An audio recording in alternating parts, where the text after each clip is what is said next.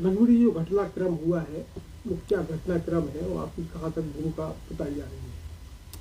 देखिए, उपचुनाव के पश्चात वो जो पत्र जारी हुआ उसमें समस्त कार्यकारिणी मोर्चे वगैरह जो कि भंग कर दिए गए, यानी पूरी कार्यकारिणी भंग कर दी गई।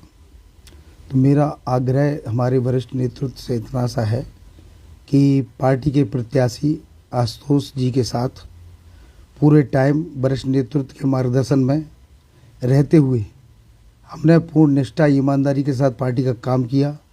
अपने कार्यकाल के दौरान भी पार्टी का काम पूरी निष्ठा और ईमानदारी के साथ किया।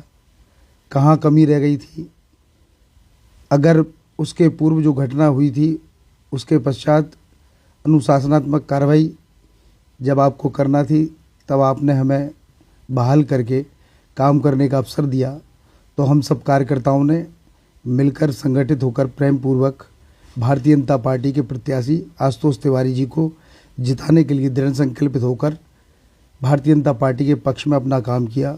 बड़ी बड़ी सभाओं में, छोटी छोटी सभाओं में, जनसंपर्क में, व्यक्तिगत चर्चा में, लोगों के आपस में संवाद में, सभी जगह जाकर भारतीय जनता पार्टी का काम किया और प्रत्याशी को जिताने की अपील का वीडियो भी जनता के बीच में डाला।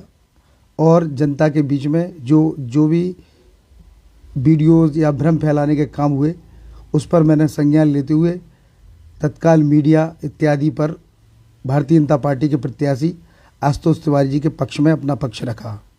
फिर कहाँ चूक हुई, हमने कोई ऑडियो वीडियो कुछ भी जो हम लोगों से अगर हमारे लिए जो फैलाया जा रहा है भ्रम कि हम सब ने भीतरघात किया, तो उसको दिखाया जाए, स्पष्ट किया जाए। बिना सबूत के इस प्रकार से कार्यकर्ता को हतोत्साहित करना गलत है। ना कोई पत्र दिया, ना कारण जाना, यही भी गलत है। वरिष्ठ नेतृत्व को संज्ञान में लेना चाहिए। हम सब लगभग 20 वर्षों से भारतीय जनता पार्टी के लिए काम कर रहे हैं। बाल्यकाल से लेकर अभी तक स्वयंसेवक के रूप में रहते हुए भारतीय जनता पार्टी के दायित्वों का निर्वहन किया। पूरा प्रदेश नेतृत्व, प्रदेश अध्यक्ष जी, प्रदेश महामंत्री जी, प्रदेश के प्रभारी जी, सबके मार्गदर्शन में हमने यहाँ आशुतोष तिवारी जी के लिए काम किया। आप सबने और सभी मंत्रियों ने उस काम को भी देखा है। तो मैं तो केवल आपसे यही आग्रह करना चाहता हूँ कि आप सबका जो निर्णय है वो श्रोधार्य है, लेकिन उस पर विचार करें कि हम सब की जो कार्यकर्ता होते हैं उन कार्यकर्ताओं की पीड़ा को भी समझते हुए कि जिस प्रकार से हमने जो काम किया उस काम का क्या परिणाम हम लोगों को दिया गया, यह भी विचार करने की आवश्यकता है और उसको संज्ञान में लेने की आवश्यकता भी है। उस समय कोई शिकायत नहीं आई चुनाव के दौरान? प्रत्याशी ने कुछ नहीं कहा? प्रदेश अध्यक्ष जी चुनाव के दौरान प्रत्याशी जी ने ऐसा कुछ बताया नहीं और हम प्रत्याशी जी के साथ में भी गए। पोलिंग वाले दिन भी बहुत सारी पोलिंगों पे जाना हुआ साथ में, और अलग से भी पोलिंगों पे जाना हुआ।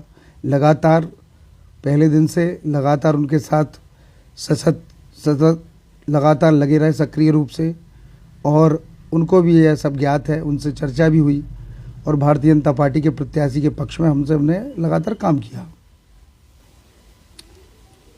इस प्रकार से देखा जाए उस समय पर प्रदेश अध्यक्ष जी भी थे, महामंत्री जी भी थे, प्रदेश के प्रभारी जी भी थे और वरिष्ठ नेतृत्व भी था, मंत्री भी थे।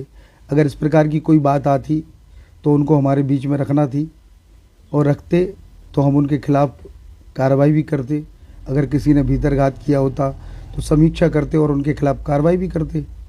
लेकिन इस प्रकार से एकदम कार्यकर्ता को हतोत्साहित करना, एकदम पूरी कार्यकारिणी भंग करके बहुत सारे कार्यकर्ताओं का, हजारों कार्यकर्ताओं का भविष्य खतरे में डालना, यह उचित नहीं है। इस पर संज्ञान लेना चाहिए, क्योंकि भारतीय जनता पार्टी का एक एक कार्यकर्ता मिलकर संगठन को गढ़ता है और हम सब मूल कार्यकर्ता ही हैं। संगठित होकर ही संगठन का निर्माण होता है। इस पर भी विचार करना चाहिए।